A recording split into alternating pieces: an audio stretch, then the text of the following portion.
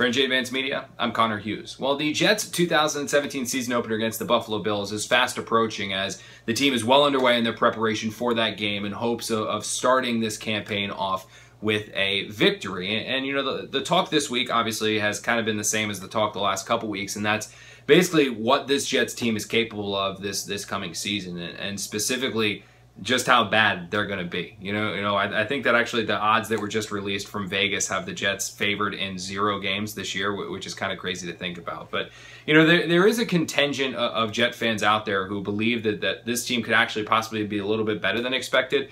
And the reason for that is for this defense, and they're very high on the possibility of what this defense can be capable of. And while I do believe that this defensive entirety, from back end, front end, middle, all that kind of stuff, has the possibility to be a pretty good unit eventually, you probably need to temper that hype for this coming season. Look, the Jets, I think, have the possibility of being a competitive defense, but there are still a lot of concerns there. You're talking about 2 rookie safeties in the back end who, while all-world talent in Jamal Adams and Marcus Maye, they're going to take their lumps as rookies. They're going to make mistakes, and that's just part of the learning curve of entering the NFL off of playing in college.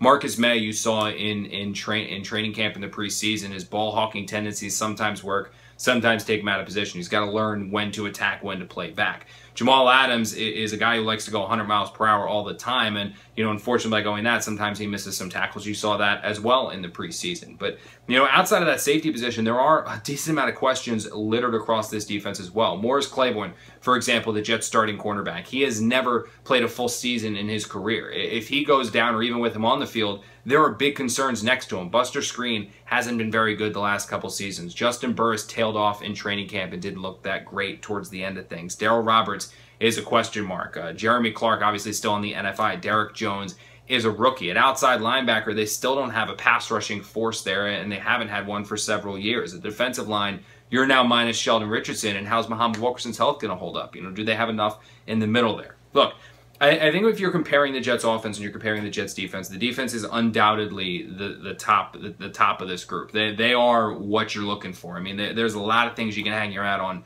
for the future. But for this season, in 2017, to say that this defense is going to be top 5, top 3, or good enough to win the Jets games, I think you might be getting too far. I think you might be getting a little bit ahead of yourself. For NJ Advanced Media, I'm Connor Hughes.